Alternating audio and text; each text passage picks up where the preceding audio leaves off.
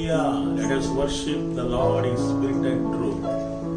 Joining together, rejoicing in the Lord. Hallelujah. Thank you, Lord.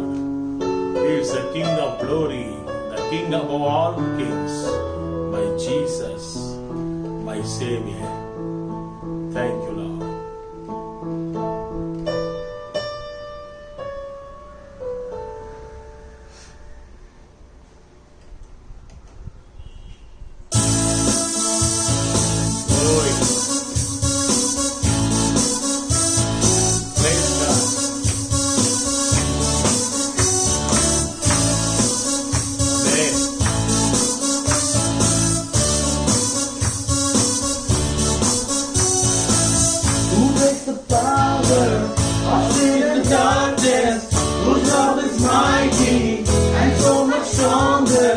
The King of glory, the King of all kings, who shakes the whole earth with only thunder, and gives us breathless in awe and wonder. The King of glory, the King of all kings. This is amazing grace. This is unfailing love. That you would take my place, that you would bear my cross, you laid down your love, that I would be set free. Oh, Jesus, I sing for all that you done for me.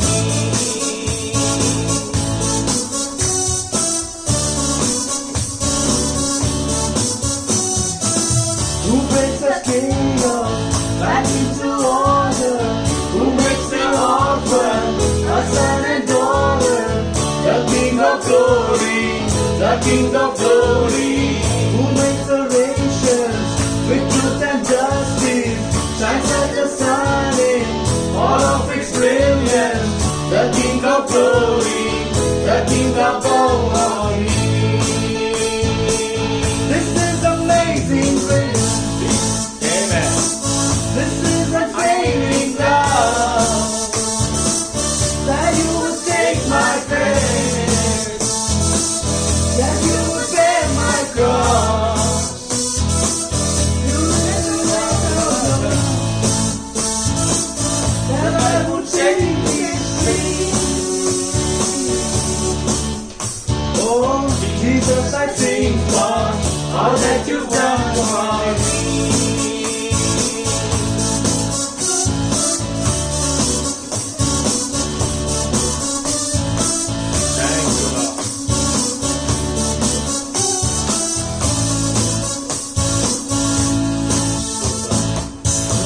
The Lamb who slain, worthy is the Lamb who conquered the grave.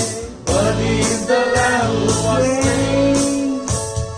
Worthy is the King who conquered the grave. Worthy is the Lamb who was slain. Amen.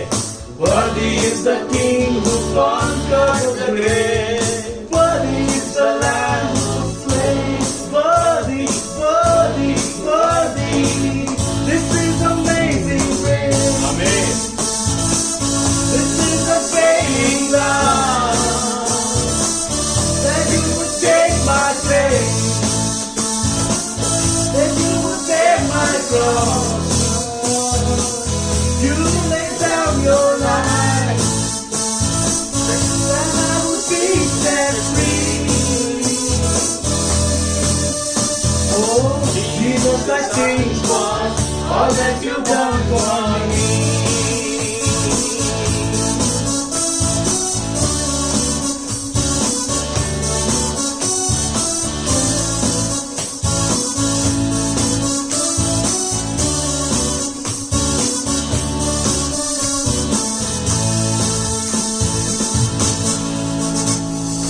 Amen. Hallelujah.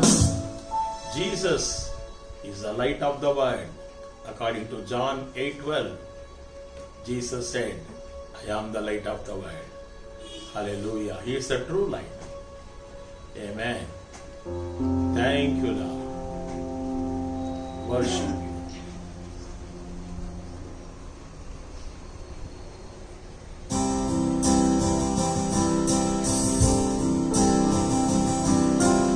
So much.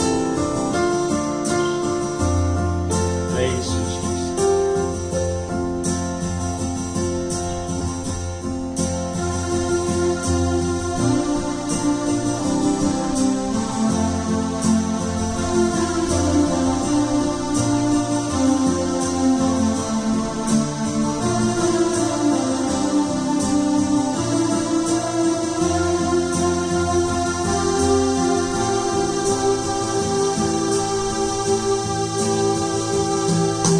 Light of the world, you step down into darkness.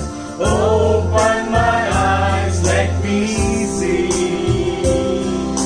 beauty that made this heart adore you. Hope of the life set in you. Here I am to worship, here I am to bow down, here I am to say that you're my God.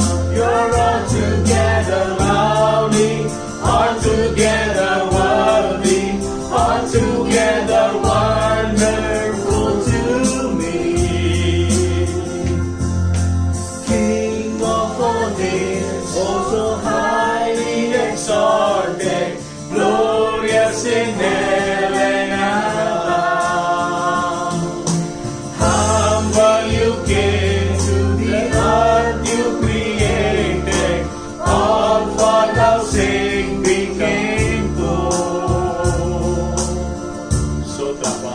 Here I am to worship, here I am to bow down, here I am to say that you're my God.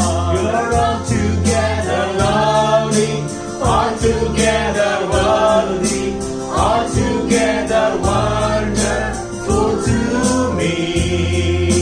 Here I am to worship, here I am to bow down, here I am to say that you're my God.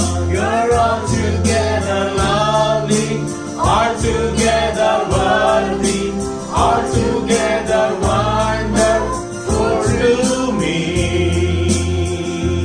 I never know how much it Praise costs you, to Jesus. see my sin upon Hallelujah. the cross. Glory. I never know Sotra. how much it costs to see my sin upon that cross. I never know how much it costs to see my sin upon that cross. I never know how much it costs to see my sin upon that cross.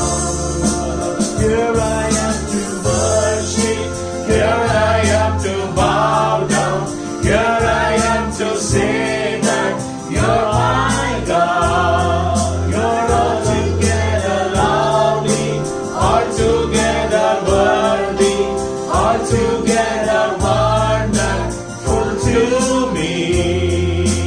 Here I am to worship, here I am to bow down, here I am to say that you're my God. You're altogether lovely, altogether worthy, altogether wonderful to me.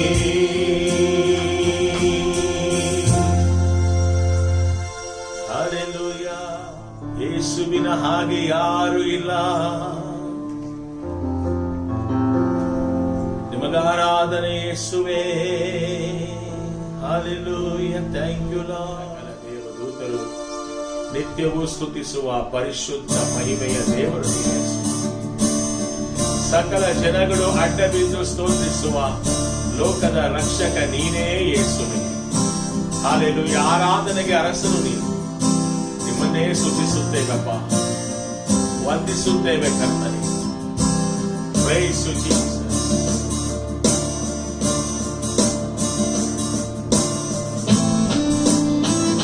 ಎಲ್ಲ ಸೇರಿ ಹಾಡೋಣ ಈಗ. ಕರ್ತನಲ್ಲಿ ಲೀನವಾಗೋಣ.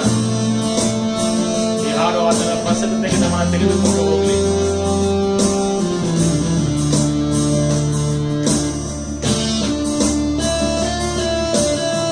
Worship you, Lord. Oh, thank you, Holy Spirit.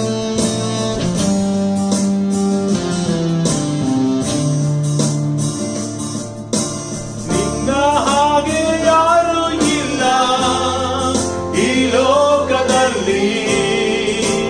ನೀನೇ ನಮ್ಮೊಡೆಯನು, ವರ್ಣಿಸಲು ಆಗದಷ್ಟು ಉನ್ನತ ನೀನೇ. ನೀನೇ ನಮ್ಮೊಡೆಯನು, ನಿಮ್ಮನ್ನಾರಾಧಿಸುವೆ,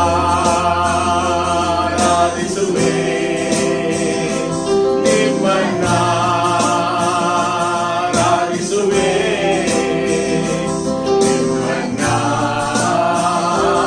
ನಿಮ್ಮನ್ನಾರಾಧಿಸುವೆ,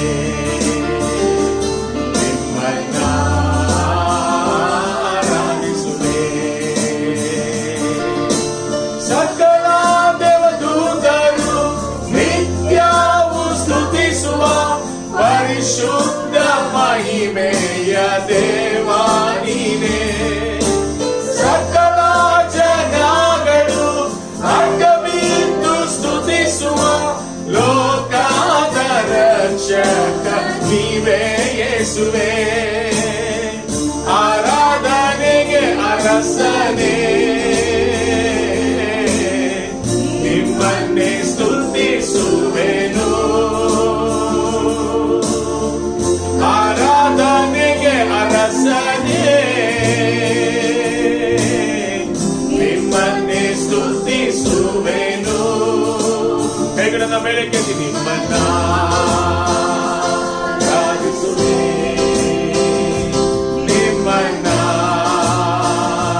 ನಿಮ್ಮನ್ನಾರಾಧಿಸುವೆ,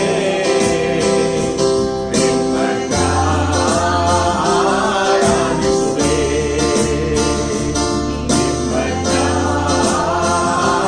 ನಿಮ್ಮನ್ನಾರಾಧಿಸುವೆ. ನಿನ್ನ ಹಾಗೆ ಯಾರು ಇಲ್ಲ ಈ ಲೋಕದಲ್ಲಿ. ನೀನೇ ನಮ್ಮೊಡೆಯನು, ವರ್ಣಿಸಲು ಆಗದಷ್ಟು ಉನ್ನತ ನೀನೇ. ನೀನೇ ನಮ್ಮೊಡೆಯನು, ನಿಮ್ಮನ್ನಾರಾಧಿಸುವೆ,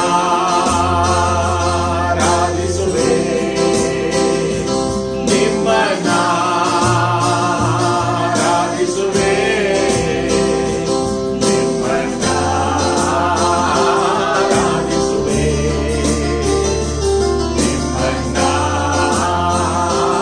ನಿಮ್ಮನ್ನಾರಾಧಿಸುವೆ.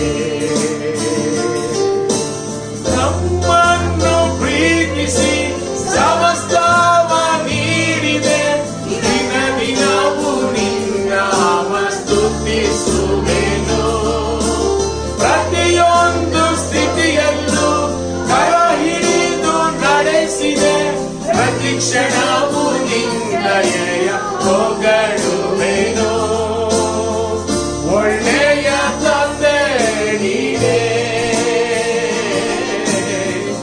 ಆರಾಧನೆಗೆ ಅರಸನೇ, ಒಳ್ಳೆಯ ತಂದೆ ನೀನೇ. ಆರಾಧನೆಗೆ ಅರಸನೇ,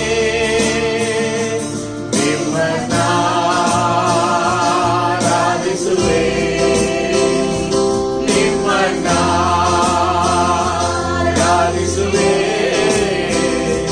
ನಿಮ್ಮನ್ನಾರಾಧಿಸುವೆ,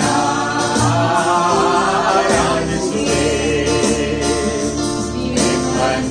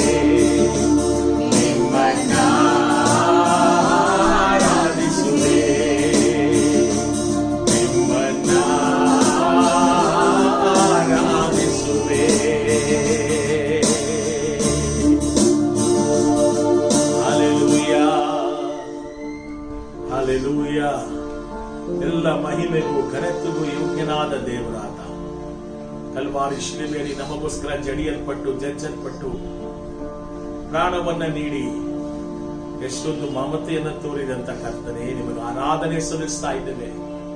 ಹಲ್ಲೆಲೂಯ, ಸ್ತೋತ್ರ.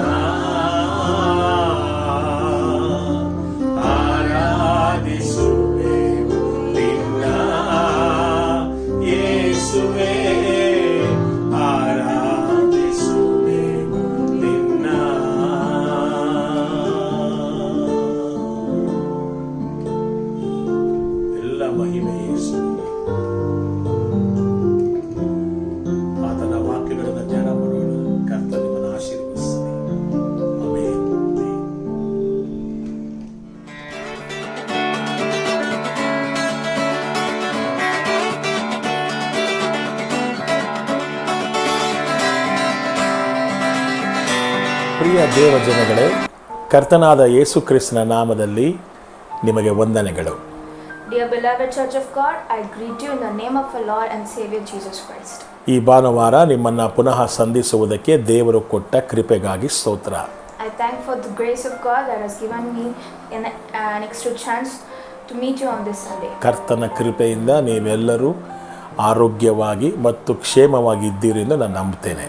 I hope you're all safe and healthy.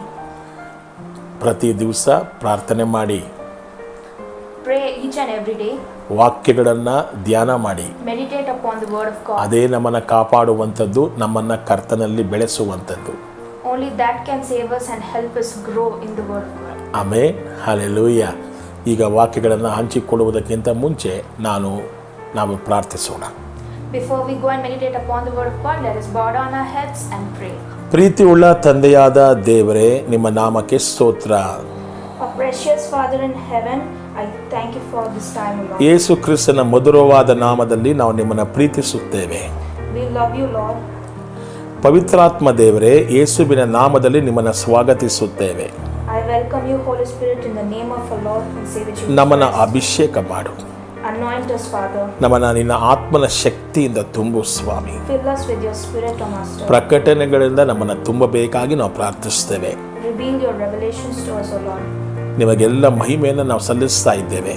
We give you all the glory, Lord. ನಿನ್ನ ಸಹಾಯವನ್ನು ಎದುರು ನೋಡ್ತಾ ಇದ್ದೇವೆ. We look upon to your help only, Master. ಯೇಸು ಕ್ರಿಸ್ತನ ನಾಮದಲ್ಲಿ ತಂದೆ. In the name of our Lord and Savior Jesus Christ. Amen. Amen, hallelujah. ನಾವು ಕೊನೆಯ ವಾರದಲ್ಲಿ ನಾವು ಮೋಶೆಯ ಒಂದು ಜೀವಿತವನ್ನು ವಿಮೋಚನಾ ಕಾಂಡದಲ್ಲಿ ಧ್ಯಾನಿಸ್ತಾ ಬರ್ತಾ ಇದ್ದೇವೆ. Last week we went through Exodus, where we saw the birth and childhood of Moses and his life. ಅದರಲ್ಲಿ 3 ಕಾರ್ಯವನ್ನು ನಾವು ಧ್ಯಾನ ಮಾಡಿದ್ವಿ. And we went through it in 3 divided parts. ಒಂದನೇದಾಗಿ ಉದ್ದೇಶ. The first one is the purpose ಆತ ಯಾಕೆ ಹುಟ್ಟಿದ. for his birth. ಎರಡನೇದಾಗಿ ಆತನಿಗೆ ಇದ್ದಂಥ ಸುಭದ್ರತೆ. And the second one is his preservance and his protection. ಮೂರನೇದಾಗಿ ದೇವರ ಆಲೋಚನೆಗಳು ಆತನ ಜೀವಿತದಲ್ಲಿ. And third one is the plans of God in his life. ಈಗ ನಾವು 3ನೇ ಅಧ್ಯಾಯಕ್ಕೆ ಹೋಗೋಣ. Let us move on to the 3rd chapter. ವಿಮೋಚನಾ ಕಾಂಡ 3ನೆಯ ಅಧ್ಯಾಯ. Exodus chapter 3. ನಾನು ನಿಮ್ಮ ಹತ್ರ ಬೇಡ್ಕೊಳ್ತಾ ಇದ್ದೇನೆ, ದಯವಿಟ್ಟು ಈ ವಾಕ್ಯಗಳನ್ನು ನಾನು ನಿಮ್ಮ ಬಳಿ ಹೇಳುವಾಗ ಸತ್ಯವೇದವನ್ನು ತೆರೆದುಕೊಂಡು ಕೂತ್ಕೊಂಡು ನೀವು ಗಮನಿಸ್ತಾ ಹೋಗಬೇಕು. I urge you all to open your Bibles and sit as we go through the verse. ಪ್ರಾರ್ಥನಾ ಪೂರ್ವಕವಾಗಿ ನೋಡಿ ಇದನ್ನು. See it in the form of prayer. Amen, hallelujah. 3ನೇ ಅಧ್ಯಾಯ ಅತ್ಯಂತ ಮಹತ್ವವುಳ್ಳ ಅಧ್ಯಾಯ ಈ ಒಂದು ವಿಮೋಚನಾ ಕಾಂಡದಲ್ಲಿ.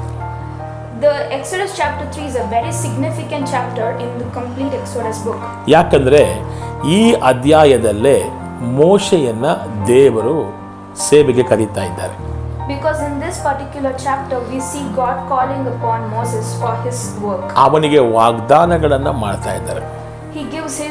God gives his promises to Moses. ಮುಂದೆ ಏನು ಮಾಡಬೇಕು ಅನ್ನುವುದನ್ನು ತಿಳಿಸಿಕೊಡ್ತಾ ಇದ್ದಾರೆ. God gives his revelations and predictions of what Moses should do in the future. ಮತ್ತು ಮುಂದೆ ಏನಾಗತ್ತೆ ಅನ್ನುವುದನ್ನು ಕೂಡ ಅವನಿಗೆ ಹೇಳ್ತಾ ಇದ್ದಾರೆ. And God tells him what to do in the future, what our actions is supposed to be. ನಾನು ನಿಮ್ಗೆ ಮೊದಲೇ ಹೇಳಿದ ಹಾಗೆ ನನ್ನ ದೇವರು ಭೂತ ವರ್ತಮಾನ ಭವಿಷ್ಯಕಾಲಗಳಲ್ಲಿ ಇರುವಂತ ಕರ್ತನೂ ಆಗಿದ್ದಾನೆ. As I have told you before, our God is the God of past, present and the future. ಆತನು ಎಲ್ಲವನ್ನು ಬಲ್ಲವನಾಗಿದ್ದಾನೆ. He is the God who knows everything. ಆತನು ಆದಿಕಾಂಡ, ಆತನೇ ಪ್ರಕಟಣೆಯ ಗ್ರಂಥ. He is the Genesis and he is the Revelation. Alpha omega ಆತನೇ, ಮೊದಲನೆಯವನು ಕಡೆಯವನು ಆತನೇ. He is the Alpha and the Omega and is the first and the last. Amen, hallelujah. ಈಗ 3ನೇ ಅಧ್ಯಾಯಕ್ಕೆ ನಾವು ಬರುವಾಗ ಇಲ್ಲಿ ಮೋಶೆ ಮಿದ್ಯಾನರ ದೇಶದಲ್ಲಿ ಇತ್ರೋನ್ ಅನ್ನುವಂಥ ಒಬ್ಬ ವ್ಯಕ್ತಿಯ ಮಗಳನ್ನು ಮದುವೆ ಆಗ್ತಾನೆ. We see that in chapter 3, Moses, after he flees to the land of Midian, he marries the daughter of a man named Jethro. ಅವಳ ಹೆಸರು ಚಿಪ್ಪೋರಾ ಅಂತ ಅವಳ ಹೆಸರು. And her name is Zipporah. ಈಗ ಇಲ್ಲಿ ಮೋಶೆಗೆ ಸ್ವಂತವಾಗಿ ಅವನ ಕುರಿಮರಿ ಇಲ್ಲ. ಯಾವುದು ಮಂದೆ, ಅವನಿಗೆ ಸ್ವಂತ ಮಂದೆ ಇಲ್ಲ. What happens here is Moses does not have a flock of his own. ತನ್ನ ಮಾವನ ಮಂದೆಯನ್ನು ಮೇಯಿಸುವಂಥ ಕೆಲಸ ಅವನಿಗೆ. His work is to rear the flock of his father-in-law. ಒಂದು ಸಾರಿ ಹೋರೇಬ್ ಅನ್ನುವಂಥ ಒಂದು ಬೆಟ್ಟದ ಬಳಿ ಬರುವಾಗ, Once when Moses comes to the mount of Horeb or Sinai, ನೀವು 3ನೇ ಅಧ್ಯಾಯ ತೆಗೆದುಕೊಳ್ಳಿ, 1ನೇ ವಾಕ್ಯದಿಂದ ನೋಡ್ತಾ ಇದ್ದೀವಿ ನಾವು. ಆ ಹೋರೇಬ್ ಅನ್ನುವಂಥ ಬೆಟ್ಟದ ಬಳಿ ಬರುವಾಗ ಅದನ್ನು ದೇವರ ಬೆಟ್ಟ ಅಂತ ಕರೀತಾ ಇದ್ದಾರೆ ಬೈಬಲಲ್ಲಿ. in the, Exodus chapter 3 verse 1, we see that when Moses comes near the mount of Horeb or Sinai, it's called the mountain of God. ಅವನು ಆ ಬೆಟ್ಟದ ಹಿಂದ್ಗಡೆ ಹೋಗ್ತಾನೆ. Moses comes behind the mount of Sinai or Horeb. ಆ ಬೆಟ್ಟದ ಹಿಂದ್ಗಡೆ ಹೋದಾಗ ಅಲ್ಲಿ ಒಂದು ಮುಳ್ಳಿನ ಪೊದೆಯನ್ನು ನೋಡ್ತಾನೆ. When he comes behind the mountain, he sees a bush, a thorny bush.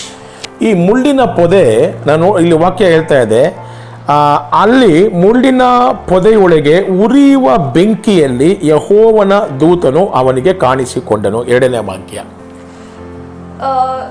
Verse 2, the angel of God appeared to him in a flame of fire out of the midst of a bush, and he looked, and behold, the bush burned with fire, yet was not consumed. ಹೇಗೆಂದರೆ ಅವನು ಒಂದು ಮುಳ್ಳಿನ ಪೊದೆಯನ್ನು ಕಂಡನು, ಆ ಪೊದೆಯು ಬೆಂಕಿಯಿಂದ ಉರಿಯುತ್ತಿದ್ದರೂ ಅದು ಸುಟ್ಟು ಹೋಗದೇ ಇತ್ತು, ಅದು ಸುಟ್ಟು ಹೋಗದೇ ಇತ್ತು ಎಂಬುದಾಗಿ ನಾವು ನೋಡ್ತಾ ಇದ್ದೇವೆ. We see that the bush was, though it was burning with fire, it wasn't consumed. ಇದು ದೇವರ ಒಂದು ಅದ್ಭುತ. ಇದು Isn't it a miracle of God? ಯಾಕಂದರೆ ಒಬ್ಬ ವ್ಯಕ್ತಿಯನ್ನು ದೇವರು ಕರಿಬೇಕಾದ್ರೆ ಆತನು ತನ್ನ ಸರ್ವೋತ್ತಮವನ್ನು ಆತನಿಗೆ ತೋರಿಸಲೇಬೇಕು, ಇಲ್ಲ ಒಂದು ಅದ್ಭುತವನ್ನಾರು ತೋರಿಸಲೇಬೇಕು.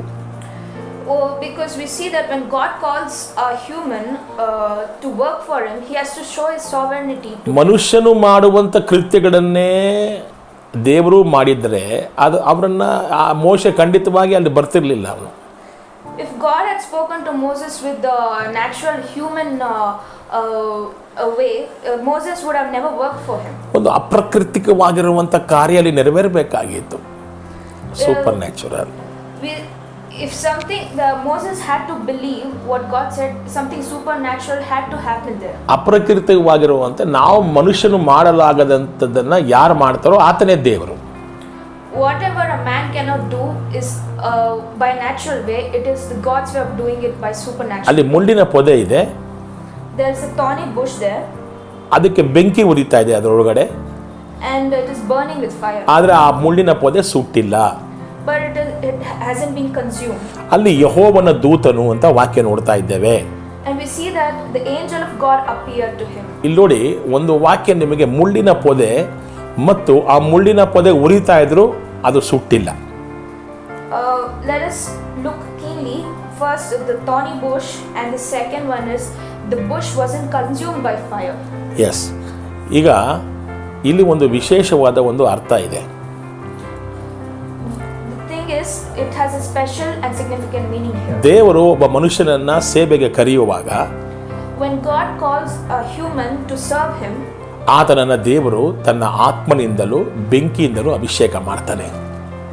it means that he fills him with the spirit and fire. ಆತನನ್ನ ಅಭಿಷೇಕ ಮಾಡಿದಾಗ ಆ ಒಂದು ಮನುಷ್ಯನು ಸುಡಲ್ಪಡೋದಿಲ್ಲ ಬೆಂಕಿಯಿಂದ, ಆ ಬೆಂಕಿಯಿಂದ ಆತ ಪರಿಶುದ್ಧನಾಗ್ತಾನೆ. The thing is, when a man is called by God, when he fills him with fire, he isn't consumed by fire but filled and anointed. ಸ್ನಾನಿಕನಾದ ಯೋಹಾನ ಯೇಸು ಕ್ರಿಸ್ತನ ಬಗ್ಗೆ ಸಾಕ್ಷಿ ಕೊಡುವಾಗ, the testimonial of Baptist John about Jesus Christ was, ನಾನಾದರೂ ನಿಮಗೆ ನೀರಿನಿಂದ ದೀಕ್ಷಾಸ್ನಾನವನ್ನು ಮಾಡಿಸುತ್ತೇನೆ, I merely baptize you with water, ನನ್ನ ಹಿಂದೆ ಬರುವ ಆತನು ನನಗಿಂತ ಶಕ್ತನು, but who comes after me is mightier than me. ಆತನ ಕೆರೆದ ಬಾರನ್ನು ಹೊರುವುದಕ್ಕೆ ನನಗೆ ಯೋಗ್ಯತೆ ಇಲ್ಲ, whose sandals I am not worthy or fit to take off or carry. ಆತನು ನಿಮ್ಮನ್ನು ಆತ್ಮನಿಂದಲೂ ಬೆಂಕಿಯಿಂದಲೂ ಅಭಿಷೇಕಿಸುತ್ತಾನೆ, ಸ್ನಾನ ಮಾಡಿಸುತ್ತಾನೆ ಅಂತ ಹೇಳ್ತಾ ಇದ್ದಾನೆ. but he will baptize you with the Holy Spirit and with the fire. ಯಾವಾಗ ಒಬ್ಬ ಮನುಷ್ಯ ದೇವರ ಸೇವೆಗೆ ಅಂತ ಕರೆಯಲ್ಪಡ್ತಾನೋ, when a man is called to serve the God, ಅವನ ಮೇಲೆ ಒಂದು ವಿಶೇಷವಾದ ದೇವರ ಒಂದು ಅಭಿಷೇಕವು ಮತ್ತು ಆತ್ಮನ ಬೆಂಕಿಯು ಇಳಿದು ಬರುತ್ತೆ. he has a special calling of God and the Spirit and anointing filled in him. ಯಾಕಂದ್ರೆ ಆ ಒಂದು ಬೆಂಕಿ ಬರುವಾಗ ಅವನನ್ನು ಪರಿಶುದ್ಧಪಡಿಸುವಂತ ಅಗ್ನಿ ಅದು. because when that fire comes and fills him, it is the fire. ಇವಾಗ ಆ ಬೆಂಕಿ ಬರುತ್ತೆ ನೋಡ್ರಿ, ವಾಕ್ಯ ನೀವು ಗಮನಿಸಿ ಓದುವಾಗ ದೇವರ ವಾಕ್ಯ ಹೇಳುತ್ತೆ, ದೇವರು ತನ್ನ ಸೇವಕರನ್ನ ಅಗ್ನಿ ಜ್ವಾಲೆಯಾಗಿ ಮಾಡ್ತಾನಂತೆ. ದೇವರ ಸೇವಕರನ್ನ ದೇವರ ಅಗ್ನಿ ಜ್ವಾಲೆಯಾಗಿ ಇಟ್ಟಿದ್ದಾನೆ. he makes them a blazing fire. ಅಂದ್ರೆ ಅರ್ಥ ಅಗ್ನಿ ಜ್ವಾಲೆ ಅಂತ ಹೇಳಿದ್ರೆ ನಾವು ಸುಡಲ್ಪಡೋದಿಲ್ಲ, ನಾವು ಸುಟ್ಟು ಬೂದಿ ಆಗೋದಿಲ್ಲ. it's not the fire which consumes us. ಆದ್ರೆ ನಮ್ಮಲ್ಲಿರುವಂತ ಕೆಟ್ಟದೆಲ್ಲ ದೇವರು ಏನ್ ಮಾಡ್ತಾನೆ, ಕನ್ಸ್ಯೂಮ್ ಮಾಡ್ತಾನೆ, ಇಲ್ಲಾಂದ್ರೆ ಅದನ್ನ ದೇವರು ಸುಟ್ಟು ಬೂದಿ ಮಾಡ್ತಾನೆ. it is the fire which purifies us from all our impurities. ಅದೇ ರೀತಿ ಇವಾಗ ಮೋಶೆಗೆ ದೇವರು ಕರೀತಾ ಇದ್ದಾರೆ. in the same way God is calling Moses here. ಈ ಮೋಶೆಗೆ ಕರೆಯುವಾಗ ಆತನು ತನ್ನ ಅತ್ಯುನ್ನತವಾದ ಅದ್ಭುತ ಒಂದು ಕಾರ್ಯವನ್ನ ತೋರಿಸ್ತಾನೋ. when he's calling Moses to serve him, he shows his supernatural miracle here. ಎರಡನೇದಾಗಿ secondly, ನೀನು ಕೂಡ ಮೋಶೆಯನ್ನು ಕೂಡ ದೇವರು ಅಗ್ನಿಯಿಂದಲೂ ಆತ್ಮನಿಂದಲೂ ಅಭಿಷೇಕ ಮಾಡೋದಕ್ಕೆ ಕರೆದಿದ್ದಾನಲ್ಲಿ. he is calling Moses to fill him with this anointing and fire. ಈಗ ಅಲ್ಲಿ ಒಂದು ಧ್ವನಿ ಬರ್ತಾ ಇದೆ, ಯೆಹೋವನ ದೂತನು ಅಂತ ವಾಕ್ಯ ನೋಡ್ತಾ ಇದ್ದೇವೆ. and there is a voice here, and the voice is of the angel of the Lord. Amen. ಇದು ಬೇರೆ ಯಾರಲ್ಲ, ಯೇಸು ಸ್ವಾಮಿನೇ. and this is none other but Jesus Christ. ಸತ್ಯವೇದದಲ್ಲಿ ಅನೇಕ ಕಡೆ ಯೆಹೋವನ ದೂತನು ಅಂತ ಎಲ್ಲೆಲ್ಲಿ ಬಂದಿದೆ,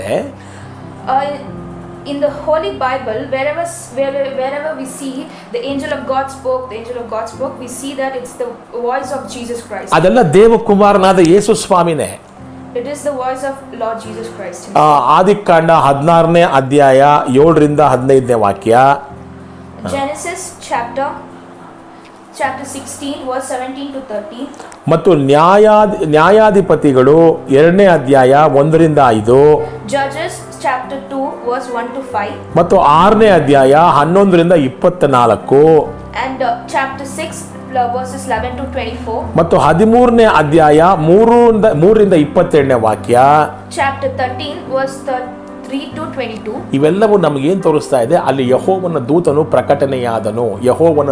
ಪ್ರಕಟಣೆಯಾದನು ಅಂತ ಹೇಳಿದ್ರೆ ಯಾರಂದ್ರೆ ಸ್ವತಃ ಯೇಸು ಸ್ವಾಮಿನೇ. whatever these words reveal, the angel of God spoke, it says that Jesus spoke. Amen. ಅಲ್ಲಿ ಬಂದಾಗ ವಾಕ್ಯ ಏನಂತ ಹೇಳುತ್ತೆ ಅಂದ್ರೆ, ಮೋಶೆಯೇ ಅಂತ 2 ಸತಿ ದೇವರು ಕರೀತಾರೆ. we can see that God calls Moses 2 times. Double calling ಅದು, 2 ಸತಿ ದೇವರು ಕರೀತಾ ಇದ್ದಾರೆ. he calls him twice. ಯಾಕೆ 2 ಸತಿ ಕರೆದ್ರು ಅಂದ್ರೆ, why he calls him twice is because ಇದು ದೇವರ ಒಂದು ತ್ವರಿತವಾಗಿರುವಂತ ಒಂದು ಕಾಲಿಂಗ್, ಅಂದ್ರೆ ಕರೆ, ತ್ವರಿತವಾಗಿರುವಂತ ಕರೆ ಅಂದ್ರೆ ಇಂಪಾರ್ಟೆನ್ಸ್ ಅಂಡ್ ಅರ್ಜೆನ್ಸಿ, ತುಂಬಾ ಮುಖ್ಯವಾಗಿದ್ದು ಮತ್ತು ತ್ವರಿತವಾದದ್ದು. we observe that it is the deliverance and the urgency of God calling upon us. ನೋಡಿ, ಸತ್ಯವೇದದಲ್ಲಿ ಎಲ್ಲೆಲ್ಲಿ ದೇವರು ತುಂಬಾ ತ್ವರಿತವಾಗಿ ಜನಗಳನ್ನ ಕರಿಬೇಕು, ಅವರಿಂದ ಕೆಲಸಗಳು ಆಗಬೇಕು ಅಂದಾಗ ಎರಡು ಬಾರಿ ಅವ್ರ ಹೆಸರನ್ನ ಕರೆದಿದ್ದು ನೋಡಿದ್ದೇವೆ. whenever we go through the holy book, when God calls people twice, it is the deliverance of his work to be done by them. ಆದಿಕಾಂಡ 22:11ನೇ ವಾಕ್ಯ ಓದುವಾಗ, when we go through the verse of Genesis chapter 22 verse 11, ಅಲ್ಲಿ ದೇವರು 2 ಸತಿ ಅಬ್ರಾಹಮನೇ ಅಂತ ಕರೆದಿದ್ದಾರೆ. we see God calls Abraham twice. 1 ಸಾಮುಯೇಲ 3:10ನೇ ವಾಕ್ಯ ಓದುವಾಗ, 1 Samuel chapter 3 verse 10, ಸಮುವೇಲನೇ ಅಂತ 2 ಸತಿ ಕರೆದರು ದೇವರು. we see God calls Samuel ಲೂಕನ twice. ಸುವಾರ್ತೆ 22:31ನೇ ವಾಕ್ಯ ಓದುವಾಗ, in the Gospel of Luke chapter 22 verse 31, ಸೀಮೋನ ಎಂದು 2 ಬಾರಿ ದೇವರು ಕರೀತಾರೆ. even there God called Simon twice. ಲೂಕನ ಸುವಾರ್ತೆ 10:41ನೇ ವಾಕ್ಯ ನೋಡುವಾಗ, in the Gospel of Luke chapter 10 verse 41, ಮಾರ್ತಳೆ ಅಂತ ದೇವರು 2 ಸತಿ ಕರೀತಾರೆ. God calls Martha twice. ಅಪೊಸ್ತಲರ ಕೃತ್ಯಗಳು 9:4 ವಾಕ್ಯ ಓದುವಾಗ The Acts of Apostles, chapter 9, verse 4, we see that ಸೌಲನೇ ಅಂತ 2 ಸತಿ ಕರೀತಾರೆ. even there God calls Saul twice. ಯಾಕೆ 2 ಸತಿ ಕರೀತಾರೆ ಅಂದ್ರೆ The reason why he calls him ಒಂದು ಬಹಳ twice is, ಮುಖ್ಯವಾದದ್ದು, one of the most important part is, ಇನ್ನೊಂದು ಬಹಳ ತ್ವರಿತವಾದದ್ದು, ತುಂಬಾ urgent.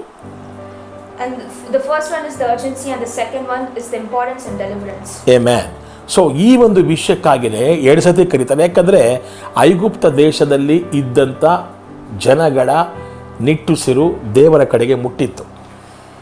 The reason why Moses was called twice by God was because the Israelites' size and bronze had reached God. So ದೇವರಿಗೆ urgent ಇತ್ತು, ಅದಕ್ಕೋಸ್ಕರ ಮೋಶೆಯೇ ಅಂತ ಕರೀತಾ ಇದ್ದಾರೆ. God wanted to help Israelites so urgently, so hence he called Moses. ಈಗ 5ನೇ ವಾಕ್ಯ ನೋಡುವಾಗ Exodus chapter 3 verse 5.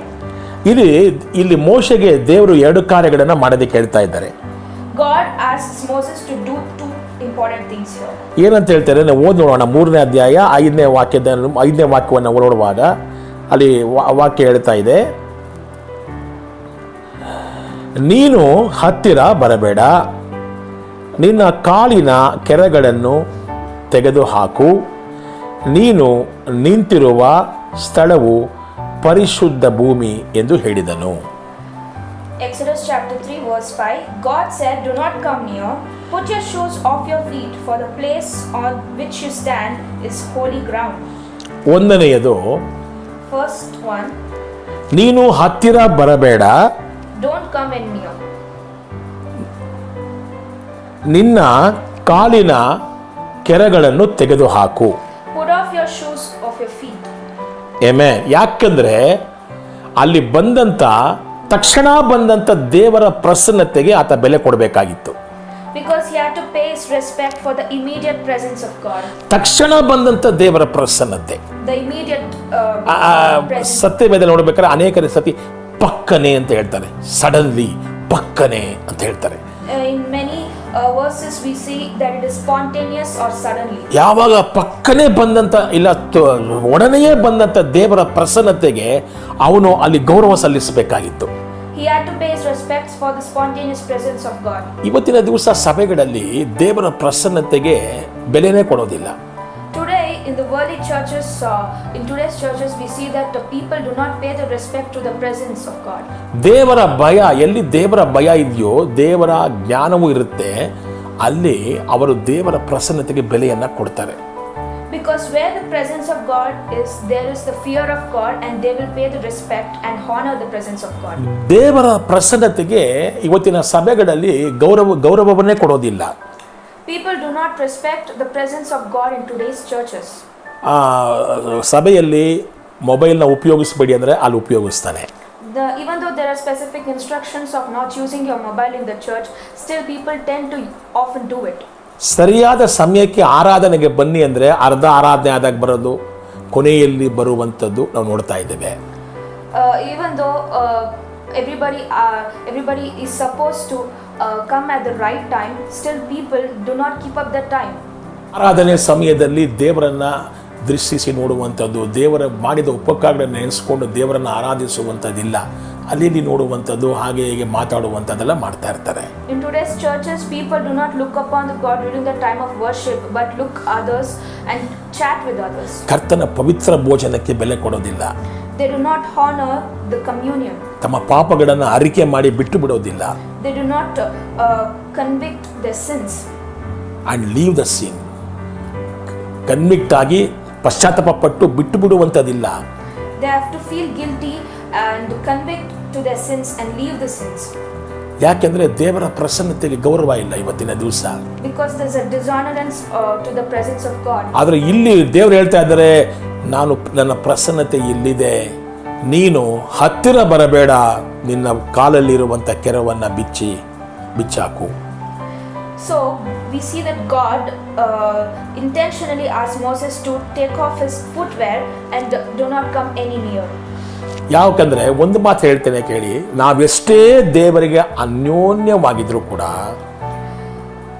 Because one thing is important, no matter how close we are to the God. ದೇವರು ದೇವರೇ, ಮನುಷ್ಯ ಮನುಷ್ಯನೇ. God is God and human is ನಮಗೂ human. ಆತನಿಗೂ ಮಧ್ಯದಲ್ಲಿ ಗ್ಯಾಪ್ ಇರಲೇಬೇಕು. There has to be a huge gap between ಒಂದು him distance ಇರಲೇಬೇಕು. and there has to be a distance between, ಯಾಕಂದ್ರೆ ನಾವು ಯಾವತ್ತೂ ದೇವರಾಗೋದಕ್ಕೆ ಸಾಧ್ಯವಿಲ್ಲ. because there's no way that we can become supernatural or God. Amen, hallelujah. ಯಾಕಂದ್ರೆ ದೇವರು ಅನ್ನುವಂಥವ್ರನ್ನ ನಾವು ಗೌರವಿಸಬೇಕು. Because we have to pay our respects to something called God. ಮನುಷ್ಯ ಎಷ್ಟೇ ದೇವರ ಮುಂದೆ ಪರ್ಫೆಕ್ಟ್ ಆಗಿರ್ಬೋದು, No matter how a human is very perfect in front of ಆದರೆ God, ದೇವರಿಗೆ ಸರಿ ಸಮಾನ ಅಲ್ವೇ ಅಲ್ಲ. because he can never match his length with God. ಒಂದು ಸಾಕ್ಷಿಯನ್ನು ನಾನು DGS ಅಂಕಲಿಂದ ಕೇಳಿದ್ದು ಉಂಟು. I would like to share a testimonial from Dr. D.J. Dinakaran. ಅವರು ಒಂದು ಬಾರಿ ಒಂದು ಪ್ರೇಯರ್ ಮೀಟಿಂಗ್ಗೆ ಹೋದಾಗ Once when he was visiting a prayer meeting, ಇವರಿಗೆ ಒಂದು ಹೃದಯದಲ್ಲಿ ಒಂದು ರೀತಿ ಒಂದು ಪ್ರೈಡ್ನೆಸ್ ಇತ್ತು ಅಂತ ಅವ್ರು ಹೇಳ್ತಾರೆ. he says that he had a pride in his heart. ಒಂದು ಅಹಂಕಾರ ಇತ್ತು ಅವರಿಗೆ, ಹೆಮ್ಮೆ ಇತ್ತು, ನಾನು ದೇವರೊಂದಿಗೆ ತುಂಬಾ ಅನ್ಯೋನ್ಯವಾಗಿದ್ದೇನೆ ಅಂತ. He had an arrogance saying that I am very close to God. ಅವರು ಆ ಮೀಟಿಂಗ್ ಹೋದಾಗ ಒಬ್ಬ ರೋಮನ್ ಕ್ಯಾಥಲಿಕ್ ಫಾದರ್, ಅವ್ರ ಹೆಸರು ಬಂದು ಅಡೈಕಲ್ Raj. When he was visiting that meeting, he met a Roman Catholic priest known as Adaikal Raj. ಇವರ ಪಕ್ಕದಲ್ಲಿ ಬಂದು ಕೂತ್ಕೊಂಡಿರೋ. He came and sat next to ಯಾವ ವಿಷಯಕ್ಕಾಗಿ ಗೊತ್ತಿಲ್ಲ, ಇದ್ದಕ್ಕಿದ್ದಂಗೆ ಅವ್ರ ಇವ್ರ ಹತ್ರ ಮಾತಾಡಕ್ಕೆ ಶುರು ಮಾಡಿ ಒಂದು ಮಾತು ಹೇಳಿದ್ರಂತೆ. Without any personal causes, he started talking to Dr. D.J. Dinakaran. Dinakaran, ಒಂದು ವಿಷಯ ನಾನು ನಿನಗೆ ಹೇಳಕ್ಕೆ ಇಷ್ಟಪಡ್ತೇನೆ, ದೇವರು ದೇವರೇ, ಮನುಷ್ಯ ಮನುಷ್ಯನೇ. Dinakaran, I would like to tell you one important thing. God is God and man is man. ದೇವರನ್ನ ಯಾವತ್ತೂ ಕೂಡ ನಿನ್ನ ಇಷ್ಟ ಬಂದ ಹಾಗೆ ಉಪಯೋಗಿಸ್ಕೊಳ್ಬೇಡ. Never use God for your own selfish purposes. ದೇವರು ದೇವರೇ, ಆತನನ್ನ ನಾವು ನೋಡುವುದಕ್ಕೂ ಆಗಲ್ಲ, ಮುಟ್ಟುವುದಕ್ಕೂ ಆಗಲ್ಲ ಅಂತ ಸರ್ವಶಕ್ತನಾದವನು. God is God. We cannot see him, not touch him. He is the mighty of all. ಆತನನ್ನ ಗೌರವಿಸಬೇಕು ನೀನು. We have to honor him. ಆತನ ಸಮ್ಮುಖದಲ್ಲಿ ನಡಗಬೇಕು ಅಂತ ಹೇಳಿದ್ರು. We have to tremble in his presence. Amen. ಎರಡನೇದಾಗಿ ದೇವರು ಹೇಳ್ತಾರೆ ಮೋಶೆಗೆ, ನಿನ್ನ ಕಾಲಲ್ಲಿರುವಂತ ಕೆರವನ್ನ ತೆಗೆದುಹಾಕು. Secondly, we see that God deliberately says to Moses to put off his shoes. ಇದೇನು ಸೂಚನೆ ಮಾಡ್ತಾ ಇದೆ? ಇದು ಬಂದು ದೀನತೆಯನ್ನ ಸೂಚನೆ ಮಾಡ್ತಾ ಇದೆ. What this signifies is the humbleness before God. Amen, hallelujah. ಇದು ದೀನತೆಯನ್ನ ಸೂಚನೆ ಮಾಡೋದು ಮಾತ್ರವಲ್ಲ, ಎರಡನೇದಾಗಿ ಇದೇನು ಸೂಚನೆ ಮಾಡ್ತಾ ಇದೆ ಅಂದ್ರೆ, ಆ ಕಾಲಲ್ಲಿ ಆ ಇರುವಂತ ಕೆರಕ್ಕೆ ಧೂಳೆಲ್ಲ ಮೆತ್ಕೊಂಡಿರುತ್ತಲ್ಲ. This not only signifies the humbleness in presence of God, but we know that lots of dust particles are stuck up in our shoes. ಆ ಡಸ್ಟ್ ಪಾರ್ಟಿಕಲ್ಸ್ ಅಥವಾ ಧೂಳು ಬಂದು ಪಾಪಕ್ಕೆ ಸಮಾನವಾಗಿ ನೋಡ್ತಾ ಇದ್ದಾರೆ ದೇವರಲ್ಲಿ. ಅಂದ್ರೆ ನಮ್ಮ ಪಾಪಗಳನ್ನ ಬಿಟ್ಟು ಬಿಟ್ಟು ದೇವರ ಹತ್ರ ಬರಬೇಕು ನಾವು. God infers those dust particles as a form of sin, and when we go into the presence of God, we have to go with purity by taking off our sin. Amen, hallelujah. ಅದರಿಂದ ಮೋಶೆಗೆ ಎರಡು ಕಾರ್ಯಗಳನ್ನ ದೇವರು ಮಾತಾಡ್ತಾರೆ ಇಲ್ಲಿ. Hence God speaks to Moses in two forms. ನಾವೀಗ ಧ್ಯಾನ ಮಾಡಿದ್ದು ವಿಮೋಚನಾ ಕಾಂಡ 3ನೇ ಅಧ್ಯಾಯ 1, 2, 3, 4, 5ನೇ ವಾಕ್ಯ. What we meditated today was Exodus chapter 3 verse 1 to 5. ಇದರಲ್ಲಿ ಏನಿದೆ ವಿಷಯ ಅಂದ್ರೆ, ದೇವರು ನಮ್ಮನ್ನ ಕರೆದಾಗ ಆತ ನಮ್ಮನ್ನ ಪರಿಶುದ್ಧಪಡಿಸ್ತಾನೆ. ಆತ ನಮ್ಮ ಮೇಲೆ ಒಂದು ಪರಿಶುದ್ಧಪಡಿಸೋದು ಮಾತ್ರವಲ್ಲ, ನಮ್ಮ ನಡೆಸುವಂತವನು ಆಗಿದ್ದಾನೆ. The important thing is in these 5 verses are, when God calls a man to serve him, he fills him with his anointing, but not only fills him with his anointing, but also helps him to walk through him. ದೇವರು ನಮ್ಮನ್ನ ಕರೆಯುವಾಗ When God calls a man, ದೇವರು ನಮ್ಮನ್ನ ಆತ್ಮನಿಂದಲೂ ಅಗ್ನಿಯಿಂದಲೂ ಅಭಿಷೇಕ ಮಾಡ್ತಾನೆ. he fills the man with his spirit and fire. ಆಮೇಲೆ ನಾವು ಪರಿಶುದ್ಧವಾಗಿರಬೇಕು ಅನ್ನುವುದೇ ಆತನ ಉದ್ದೇಶ. His intention is to purify us. ನಮ್ಮ ದೀನತೆ ದೇವರಿಗೆ ಬೇಕು. He wants our humbleness. ನಮ್ಮ ತಗ್ಗಿಸಿಕೊಳ್ಳುವಿಕೆ ದೇವರಿಗೆ ಬೇಕು. He wants our downtroddenness. Hallelujah. ಆಮೇಲೆ ದೇವರು ದೇವರೇ, ಮನುಷ್ಯ ಮನುಷ್ಯನೇ. No matter what, God is God and man is man. ಅದಕ್ಕೆ ದೇವರು ಹೇಳಿದ್ರು, ಹತ್ತಿರಕ್ಕೆ ಬರಬೇಡ. Hence God said, do not come any near. Amen, hallelujah. ನಾವಿಷ್ಟೇ ಪರ್ಫೆಕ್ಷನ್ ಆಗಿದ್ರು ಕರ್ತನ ಬಳಿ ನಾವು ಬರುವಾಗ ನಡುಕ್ತಾನೇ ಬರಬೇಕು. No matter how perfect we are as humans, when we come in the presence of God, we have to tremble before Him. Amen. Hallelujah. ದೇವರ ಪ್ರಸನ್ನತೆಯನ್ನು ಗೌರವಿಸಬೇಕು. We have to honor the presence of God. Amen. Hallelujah. ಪ್ರಾರ್ಥನೆ ಮಾಡೋಣ. Let us pray. ಪ್ರೀತಿಯುಳ್ಳ ತಂದೆಯಾದ ದೇವರೇ, Our precious Father in heaven, ಎಲ್ಲ ಮಹಿಮೆ ನಿಮಗೆ ಯೇಸುವಿನ ನಾಮದಲ್ಲಿ ಸಲ್ಲಿಸ್ತಾ ಇದ್ದೇವೆ. I give you all the glory in the name of Lord and Savior Jesus ಈ Christ. ವಾಕ್ಯಗಳನ್ನು ಕೇಳುತ್ತಿರುವಂಥ ಮಕ್ಕಳನ್ನು All those who listen and watch this video, Lord, ನಿನ್ನ ಸಮ್ಮುಖಕ್ಕೆ ನಡುಗುವಂಥ ಒಂದು ಕೃಪೆಯನ್ನು ಅವರಿಗೆ ದಯಪಾಲಿಸಿಕೊಡು. help them to tremble in your presence, Father. ನಿನ್ನ ಪ್ರಸನ್ನತೆಯನ್ನು ಗೌರವಿಸುವಂಥ ಜ್ಞಾನ ಅವರಿಗೆ ದಯಪಾಲಿಸಿಕೊಡು. Help them to honor your presence, Lord. ತಮ್ಮ ಎಲ್ಲ ಪಾಪಗಳನ್ನು ಬಿಟ್ಟು ದೇವರ ಕಡೆಗೆ ತಿರುಗುವಂಥ ಕೃಪೆ ದಯಪಾಲಿಸಿಕೊಡು. Help them to leave all their sin and turn to God, Lord. ಹಳೆಯ ಎಲ್ಲ ಗುಣಗಳು, ಹಳೆಯ ಪಾಪಗಳು ಅವರನ್ನು ಬಿಟ್ಟು ಹೋಗುವಂತೆ ನಾನು ಪ್ರಾರ್ಥಿಸ್ತಾ ಇದ್ದೇನೆ. Let all their old impurities leave them, Father. Hallelujah. ಸ್ತೋತ್ರಗಳನ್ನು ಅರ್ಪಿಸ್ತಾ ಇದ್ದೇವೆ. ಮೋಶೆಗೆ ಕೊಟ್ಟಂಥ ಕರೆಯ ಪ್ರಕಾರವೇ ನೀ ಅನೇಕ ಸೇವಕರನ್ನ ಇವತ್ತು ಕರೆದಿರುವುದಕ್ಕಾಗಿ ಸ್ತೋತ್ರ. Just as the calling you have given to Moses, you have called many and many of the pastors and servants, Lord. Amen. Hallelujah. ಕರ್ತನೇ, ಥ್ಯಾಂಕ್ ಯು. ನಮ್ಮನ್ನು ಆತ್ಮನಿಂದಲೂ ಅಗ್ನಿಯಿಂದಲೂ ಅಭಿಷೇಕ ಮಾಡಿರುವುದಕ್ಕಾಗಿ ಸ್ತೋತ್ರ.